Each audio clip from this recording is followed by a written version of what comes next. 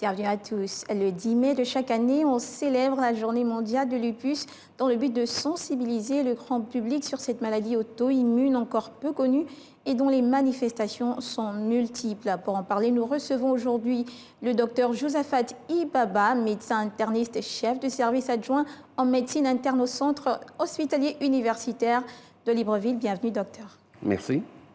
Et Madame Constance Sidoning Kogué, présidente adjointe de l'association Lupus Gabon. Bienvenue. Merci. Alors pour commencer, docteur, nous voulons savoir c'est quoi le lupus et quelle en est la cause? Alors le lupus est un dysfonctionnement du système immunitaire au cours duquel finalement les moyens de défense qui nous protègent se mettent à nous attaquer. Et ça attaque aussi bien les globules, les cellules, les tissus, les organes. Alors les étiologies, en fait, le lupus, il n'y a pas d'étiologie qui soit véritablement établie. Les scientifiques s'accordent pour reconnaître que c'est probablement la conjonction entre des données génétiques qui déterminent une susceptibilité par rapport à la maladie et les facteurs environnementaux. Alors, dans les données génétiques, il est maintenant bien établi que les Noirs font plus de lupus que toutes les autres races. Dans des études qui ont été faites, il a été démontré que au cours de l'esclavage, toutes les déportations qui ont été faites et là où les Noirs ont été amenés, quand on a essayé de comparer par rapport à la population autochtone qui existait, il y avait plus de lupus chez la population noire. Et quand on prend d'autres grands pays comme les États-Unis, quand on fait des études concernant les différents types de populations, on voit bien que les Noirs sont nettement, en termes de prévalence, plus importants concernant l'atteinte du lupus. Alors donc, il faut véritablement qu'il y ait la conjonction de ces facteurs génétiques et de ces facteurs environnementaux. Un seul facteur ne permettra pas que la maladie éclose. Alors dans les facteurs environnementaux, on va citer quelques-uns. Il y a les rayons ultraviolets. On sait qu'il fait très très chaud et que justement la chaleur, les rayons ultraviolets vont déclencher ou activer justement le processus qui va conduire à la constitution justement des symptômes. Et ça, c'est pour les personnes qui sont déjà prédisposées génétiquement. Il faut absolument être prédisposé génétiquement pour que ces facteurs-là viennent et fassent en sorte que les symptômes éclosent. Alors, il y a les œstrogènes. Les œstrogènes, ce sont les hormones féminines qui permettent d'avoir les règles et qui permettent aussi de faire des bébés. Alors, ces œstrogènes sont des véritables activateurs du lupus. C'est pour ça que, par exemple, certaines femmes qui peuvent même être sous pilule contraceptive, vu que ce sont des œstrogènes, ça va activer de façon indirecte la maladie et permettre de faire le diagnostic. Il y a aussi d'autres affections, il y a des affections virales, il y a le tabagisme. En fait, il y a beaucoup de facteurs environnementaux qui vont permettre à la maladie d'éclore. Ce qu'il faut véritablement retenir, c'est que c'est l'association de ces deux facteurs qui va conduire à ce que les symptômes apparaissent et qu'on puisse faire le diagnostic de la maladie. D'accord. Il se dit que le lupus est une pathologie polymorphe, donc qui prend plusieurs formes et différentes manifestations selon les individus, ce qui parfois complique le diagnostic. Est-ce que vous pouvez revenir là-dessus? Alors, on a dit qu'effectivement, ces anticorps pouvaient attaquer tout et n'importe quoi. Et ce qui fait que chez les personnes prédisposées, finalement, tout symptôme peut être un symptôme du lupus. Alors, le diagnostic, le plus souvent, il est fait sur des données visibles. Le plus souvent, ce sont des lésions cutanées un peu particulières que l'on voit au niveau du visage, que l'on peut voir au niveau de la peau, qui vont faire en sorte que on soit attiré et que l'on puisse faire le diagnostic.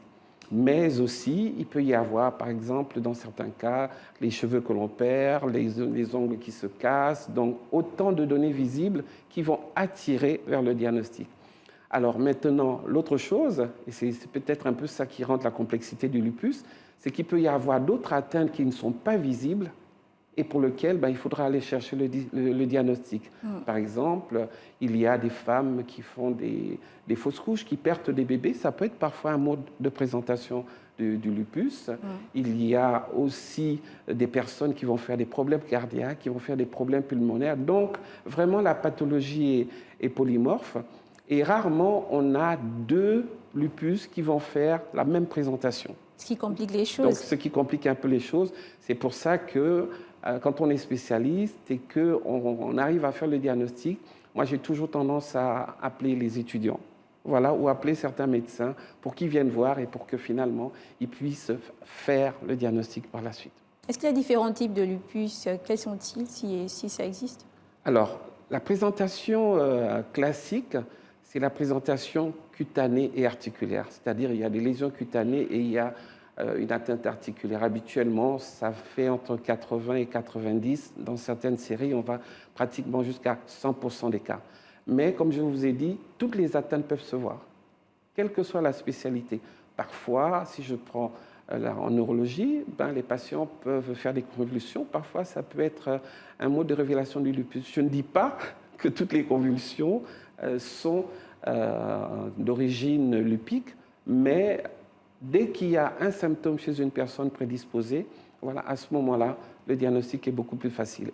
Le lupus touche toutes les spécialités, mais ce que l'on peut regretter finalement, c'est que dans ces spécialités-là, les gens n'adhèrent pas assez au lupus, et ce qui fait que le diagnostic est parfois établi tardivement. D'accord. Est-ce qu'il y a une forme qui apparaît plus au Gabon, une forme de lupus? Alors, la forme cutanée articulaire, c'est une forme qui existe dans tous les pays du monde. Alors, le Gabon, on va plutôt dire l'Afrique, puisque de façon générale, c'est un peu les mêmes types de présentation.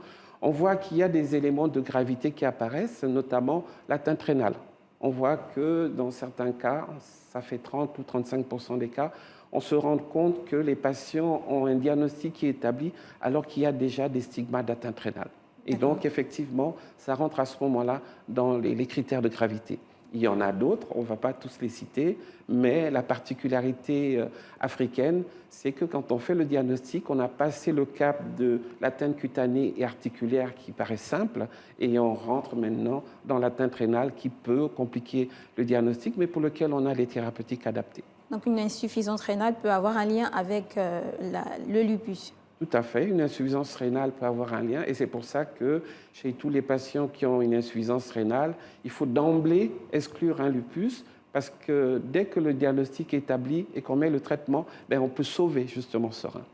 Mais qu'est-ce qui peut alerter quelqu'un? C'est-à-dire, je présente des symptômes, qu'est-ce qui peut vraiment me faire penser que j'ai un lupus?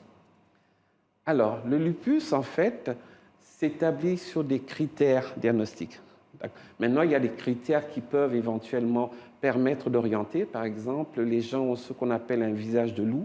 Ils ont, nous on dit un érythème, ils ont une coloration sur peau noire qui est noire, qui entoure les paupières, qui descend un peu le nez, qui va un peu, nous on dit la zone des malhernes, on va dire la zone des joues, qui donne un peu un aspect que l'on dit en papillon, d'autres disent en chauve-souris, d'autres disent sous forme de loup, L-O-U, c'est-à-dire ces formes de masques de carnaval qu'on utilisait avant et qui justement cachaient les yeux. Donc quand on a cet aspect-là, ça peut être évocateur, mais ça ne veut pas systématiquement dire que c'est un lupus.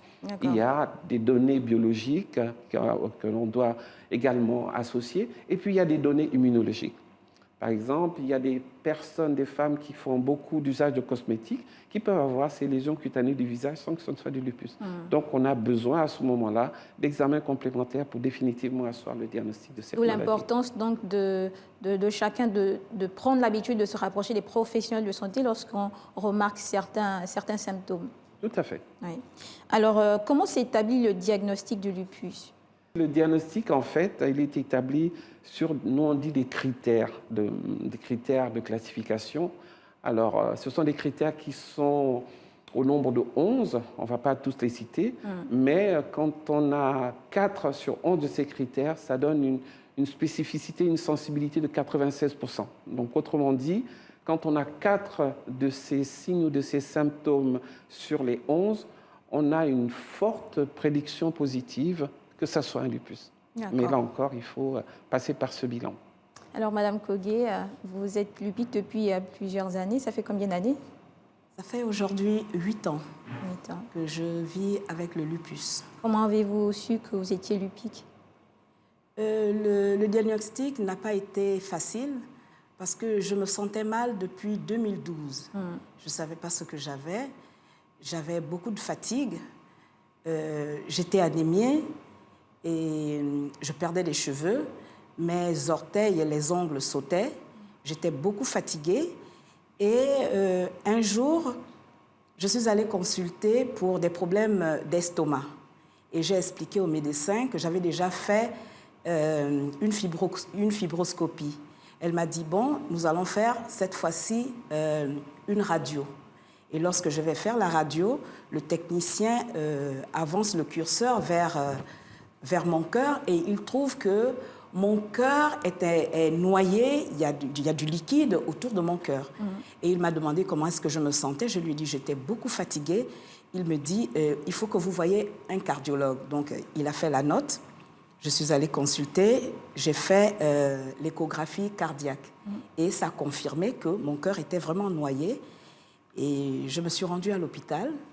Le médecin qui m'a reçue pour mes problèmes d'estomac m'a dit, on met de côté tes soucis d'estomac, il faut que je te trouve un cardiologue et c'est urgent. Et c'est comme ça que c'est parti. J'ai bénéficié d'une ponction en 2015 et le premier liquide qui a jailli, ils l'ont examiné et ils ont vu qu'il était purement thyroïdien.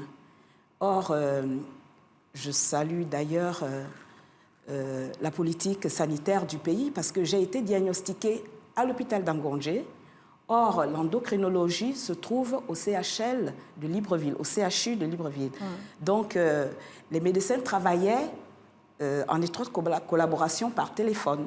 Donc, l'endocrinologue me suivait par l'intermédiaire du cardiologue et elle donnait des instructions et vice-versa.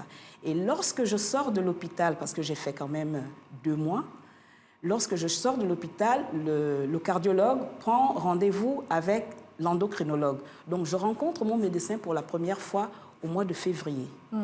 Et elle fait sa consultation. Par rapport à ce que je lui ai dit, elle me dit, je peux vous prendre un rendez-vous demain avec un médecin? Je dis, oui, docteur. Et c'est elle qui m'a conduite vers le docteur Ibaba, qui lui aussi a fait une nouvelle consultation avec des examens à l'appui. Et voilà, ça a révélé que j'avais le lupus. Ok. Et il se dit que le lupus est une maladie très invalidante. Comment ça se passe au quotidien? C'est vraiment une maladie très invalidante parce que vous avez des fatigues pas possibles. Vous avez des signes que vous ne pouvez pas supporter. J'avais des crampes. J'étais beaucoup fatiguée. Et dans mon cas, c'est pour cela qu'on dit qu'il n'y a pas un lupus, il y a des lupus. En dehors du lupus et de l'hypothyroïdie, j'avais ce qu'on appelle le syndrome de Sjögren, donc le syndrome sec. Ça voudrait dire que je n'avais pas de salive, je pleure, je n'ai pas de larmes, je fais le sport, je ne transpire pas. Toutes les sécrétions j'étais sèche. Donc c'est vraiment difficile. Même manger était un problème pour moi. Parce que c'est là d'où j'ai compris que pour bien mastiquer les aliments, c'est grâce à la salive. Or, moi, je mettais l'aliment à la bouche et je mettais de l'eau parce que je n'avais plus de salive. Oui. Alors, quelles sont les difficultés qu'un lupique peut rencontrer au quotidien? Les difficultés, c'est d'abord la stigmatisation. Vous voyez, puisque cette maladie est difficile à diagnostiquer, notre entourage, les gens vont beaucoup parler. Ils ne comprennent pas ce qui se passe en vous. Moi, dans mon cas, j'étais bouffie. Les autres maigrissent. Et ça porte à plusieurs interprétations. C'est vraiment difficile. Alors, vous êtes présidente adjointe dans l'association Lupus Gabon. Oui. Quel est le rôle que joue l'association dans la vie des malades? Notre rôle, essentiellement, il est porté sur l'apport psychologique. C'est-à-dire que nous échangeons nos expériences. D'ailleurs, c'est grâce à l'association que je m'étais vite remise. Parce que lorsque l'on vous explique ce que c'est que le lupus, j'avais le moral à plat. J'ai éclaté en sanglots dans le bureau du médecin et elle m'a dit ce jour, il y a le docteur Ibaba qui va faire une présentation au CHU d'Ovendo, il y aura l'association. Et avec l'aide de l'association, je me suis dit, je ne suis pas seule, alors je me lève et je me bats. Est-ce que vous bénéficiez d'un suivi psychologique au regard donc, des contraintes de la maladie, notamment les difficultés à porter des grossesses pour les femmes?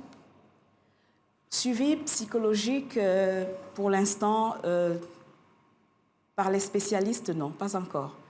Mais au niveau de l'association, nous essayons de faire cet effort de venir auprès de nos camarades. D'ailleurs, il y a de cela 2 jours, j'ai été auprès d'une de nos amies qui a rechuté et j'ai beaucoup discuté avec elle. J'ai passé plus d'1 heure et bon, voilà, le sourire est revenu. C'est ce que nous faisons. Nous allons de maison à maison lorsque nous sommes alertés. Ok. Docteur, le lupus, vous avez dit tout à l'heure, le lupus touche plus les femmes que les hommes. Et pourquoi? Quelle est la raison? C'est-à-dire qu'il y a ce volet hormonal, cette production d'œstrogène qui va, chez des femmes qui ont une susceptibilité génétique, faire en sorte que les réactions d'auto-immunité soient beaucoup plus amplifiées. Donc ça, c'est maintenant clairement établi et c'est pour ça que quand les femmes sont enceintes, on sait qu'au cours de la grossesse, il y a beaucoup d'œstrogène, on leur demande d'être toujours à côté du médecin interniste, à côté du gynécologue, parce que sinon, le lupus peut justement encore s'acutiser au cours d'une grossesse qui peut paraître banale. D'accord. C'est possible donc de porter une grossesse sans problème. Il suffit d'être suivi par un professionnel. Il faut être véritablement suivi parce que c'est un peu la hantise des femmes de dire, écoutez, quand on leur dit, vous n'êtes pas encore prête pour faire un bébé, ils disent, je vais faire quand. Donc, il faut véritablement que le médecin donne son accord en disant votre lupus est bien contrôlé depuis 6 mois. Maintenant, on peut partir dans un projet de grossesse. Alors, parfois, quand ce projet de grossesse classique n'arrive pas, maintenant, il y a la fécondation. Il y a la fécondation in vitro. Et on sait que maintenant, les choses sont très bien établies, très bien contrôlées. Et ça offre encore une autre opportunité pour les femmes de tomber enceintes et d'être bien suivies. D'accord. Quelle est la prévalence au Gabon? Alors, au Gabon, on n'a pas de véritable prévalence parce que le lupus est diagnostiqué et pris en charge dans 2 hôpitaux principaux. Il y a l'hôpital d'instruction des armées et puis il y a le CHU, mais les données, on ne les compile pas nécessairement ensemble. Donc si je prends par exemple le CHL où effectivement on fait beaucoup de diagnostics de lupus parce que vous avez les internistes qui font ce diagnostic-là, vous avez les dermatologues qui font ce diagnostic, vous avez les rhumatologues. Alors, jusqu'à il y a 1 an, on avait compilé à peu près 600 lupus au Gabon. Alors, ce nombre est vraiment en deçà parce que les données de la littérature internationale disent que le lupus doit affecter à peu près 0,5% de chaque population par pays. Donc, il faudrait dire que si on prend la population du Gabon qui est autour de 2 millions, 2 millions 200, on devrait s'attendre à avoir à peu près 10 000 lupus. Wow, c'est énorme. C'est énorme, mais c'est une tendance qui existe dans tous les pays. Quand on discute avec les confrères qui sont dans d'autres pays, les confrères sénégalais, ils vous disent aussi effectivement, ils ont des flambées en termes de diagnostic de lupus, donc c'est quelque chose qui était attendu. Vous avez justement écrit un ouvrage intitulé « Le lupus, futur problème de santé publique, problématique de faible prévalence » que vous avez là sur le plateau. Voilà, alors c'est un livre que j'ai écrit dans le but d'établir la réalité des choses. Parce qu'on dit le lupus, c'est pas grand-chose, c'est la maladie des Blancs et tout, mais ce n'est pas la maladie des Blancs, c'est vraiment la maladie des Noirs au départ. Et on s'est rendu compte que, avec l'activation, la dégradation de l'environnement, étant donné que les rayons ultraviolets sont un mécanisme qui va activer le lupus, on s'attend à avoir beaucoup plus de lupus. Il y avait une étude qui avait été faite justement pour bien démontrer cette dégradation de l'environnement dont on parle un peu partout, à chaque journal télévisé. Et on avait démontré qu'au Gabon, sur 20 ans, la température avait augmenté entre 1,7 degré et 2 degrés. Donc c'est énorme à l'échelle de la peau pour pouvoir contenir des rayons ultraviolets qui viennent avec cette intensité. Oui. Donc, de façon indirecte, le lupus, il y en aura parce que la dégradation de l'environnement va faire en sorte qu'il y en ait un peu plus. Donc, ça peut être un élément révélateur de la dégradation de l'environnement. Donc, lutter contre le lupus revient à lutter contre la dégradation de l'environnement. C'est exactement ça.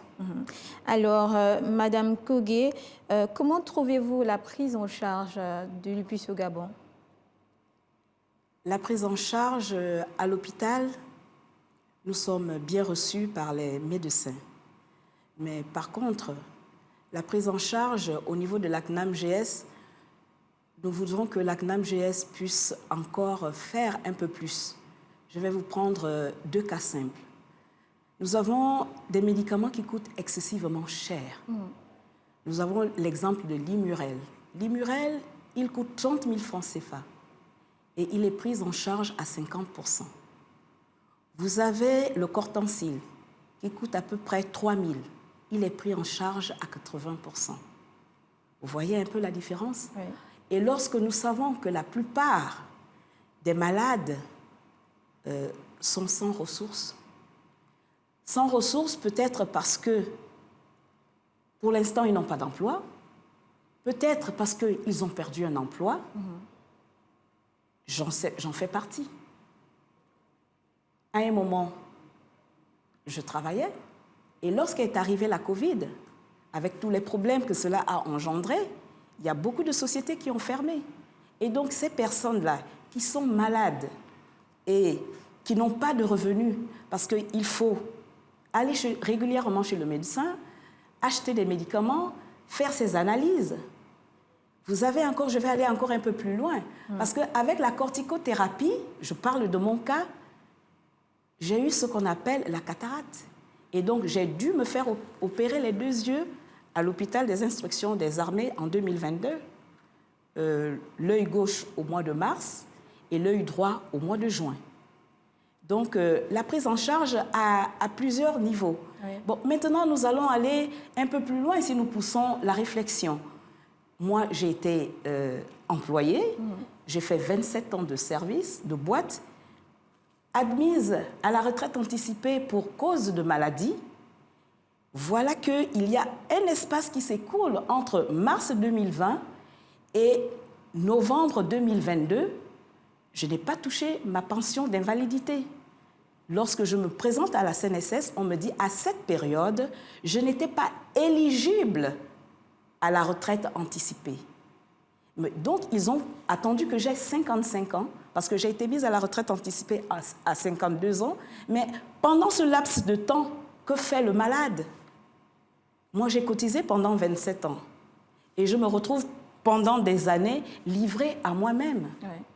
C'est quand même la prise en charge à plusieurs niveaux et chacun doit y mettre du sien. Alors, docteur, vous voulez ajouter quelque chose? Oui, effectivement, la prise en charge du lupus, c'est quelque chose qui est très bien stéréotypé.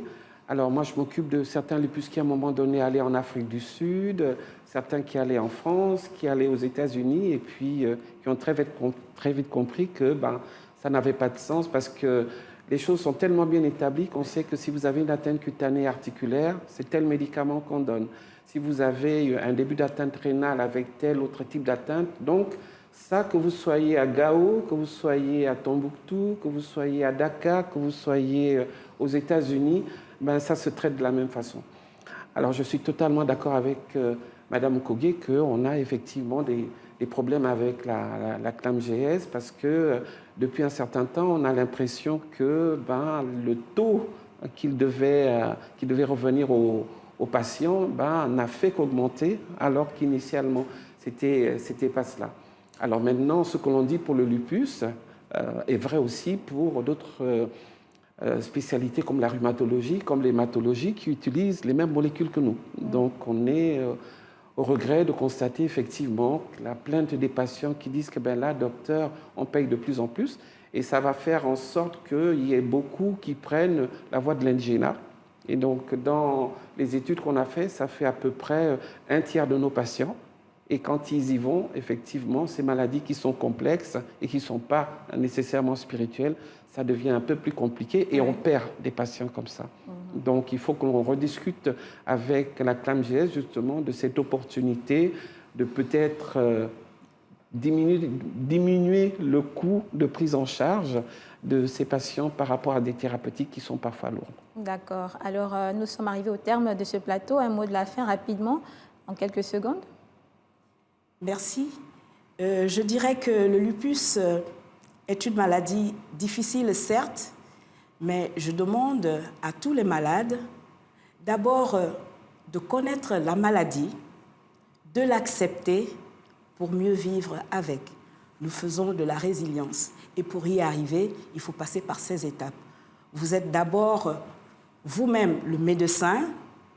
La première prise en charge, c'est vous. Personne ne viendra le faire à votre place. Merci. Alors, docteur? Oui, moi je dirais que le lupus existe au Gabon. Le lupus n'est pas une fatalité parce que chaque fois que l'on dit à quelqu'un il a un lupus, parfois il se met à pleurer, mais il oublie le chemin qu'il a traversé. Parfois, c'est une pathologie qu'il a gardée pendant 2, 3 ans, qui est partie à l'indigénat, on n'a pas trouvé. Et cette fois-ci, quand on a trouvé le diagnostic et qu'on sait ce qu'on peut proposer, les personnes paraissent tombent un peu dénues. Alors, juste pour donner un peu de mon expérience, dans les patients que j'ai à peu près une vingtaine, voire une trentaine de patients que je suis depuis 19 ans, qui se portent très bien, qui prennent leurs médicaments. Donc finalement, ça ne doit pas être une fatalité. Donc c'est un peu sur ça que je terminerai. Merci beaucoup, Dr Josaphat Ibaba. Vous êtes médecin interniste, chef de service adjoint en médecine interne au Centre hospitalier universitaire de Libreville. Et merci à vous, Madame Constance Sidonine Kogué. Vous êtes présidente adjointe de l'association Lupus Gabon. Et nous retenons que le lupus ne se guérit pas, mais il peut être maîtrisé par un traitement adéquat et une bonne hygiène de vie. Si la maladie est stabilisée et prise en charge, il est possible d'avoir une vie normale. Merci de nous avoir suivis. À très bientôt sur Gabon 24. Et d'ici là, portez-vous bien.